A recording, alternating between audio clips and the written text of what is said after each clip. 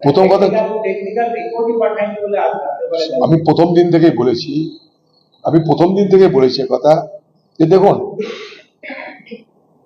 অপরাজিতা বিল আনার প্রয়োজনটা কেন, এটাই আমাদেরকে বলা হয়। বাংলা মানুষ জানে না কেন হঠাৎ করে অপরাজিতা বিল আনা হলো। ভারতবর্ষের যে আইন আছে সেই আইনে কঠোরতম সাজার ব্যবস্থা আছে। ভারতবর্ষের পক্সো আইন, ভারতবর্ষের ক্রিমিনাল যে ল, তাতে কিন্তু এই কঠোর সাজার ব্যবস্থা আছে। বাংলার মুখ্যমন্ত্রী বাংলার বিক্ষুব্ধ মানুষকে, যারা আরজিকর কাণ্ডের প্রতিবাদ করছে, শুধুমাত্র জুনিয়র ডাক্তারই নয়, বাংলার সাধারণ মানুষ যারা মনে মনে এই আরজিকর কাণ্ডের যে নৃশংসতা, যে অপরাধের যে মাত্রা, সেটাকে মেনে নিতে পারেনি, সেটা মমতা ব্যানার্জি বুঝতে পেরেছে। প্রথমে তিনি চেষ্টা করেছিলেন ভয় ভীতি দেখিয়ে ঠান্ডা করতে, মস্তান লাগিয়ে, ভাঙচুর করে, এফআইআর এর ভয় দেখিয়ে।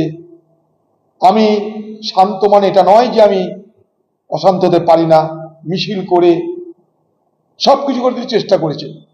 কেউ যেন আমাকে মনে না করে যে আমি সব শান্ত হয়ে গেছি, আমি ফোঁস করতে পারি, ফোঁস করা শেখাতেও পারি।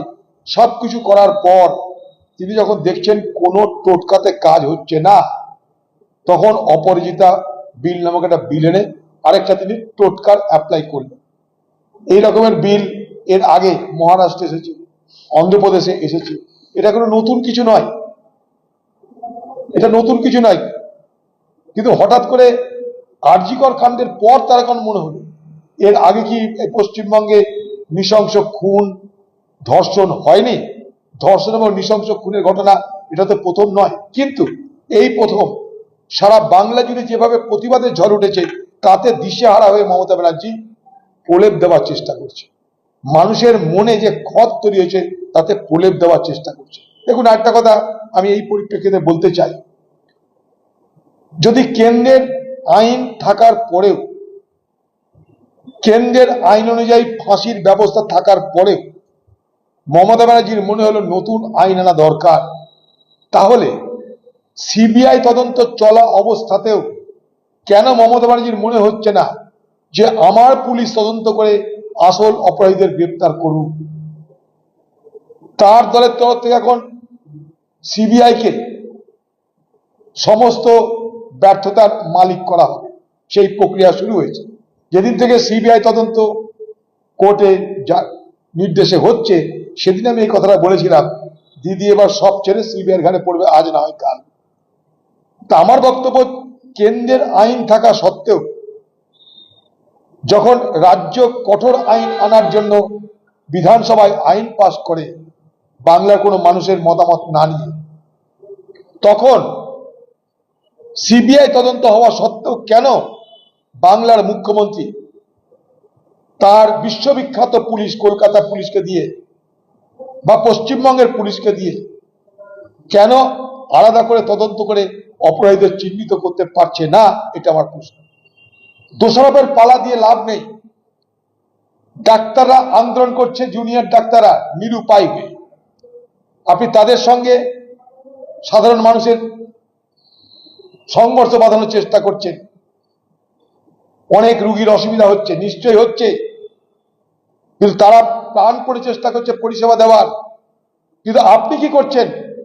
স্বাস্থ্যমন্ত্রী থাকা অবস্থায় সেই সমস্ত আন্দোলনকারী ডাক্তারদের সঙ্গে একবারও বসে তাদের মনের দুঃখ, যন্ত্রণা, প্রতিবাদের কাহিনী কি জানতে চেয়েছেন?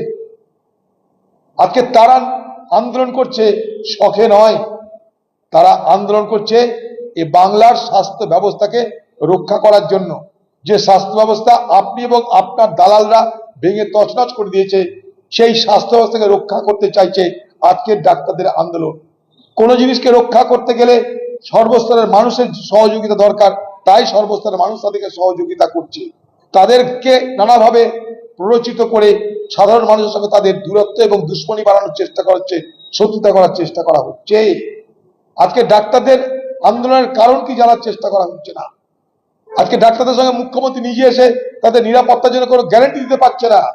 সিআইএসএফ কে নিয়ে আসা হয়েছে, তাদেরকে অসহযোগিতা করা হচ্ছে। প্রথমে ডাক্তারদেরকে ট্রান্সফার করিয়ে ভয় দেখানো হলো।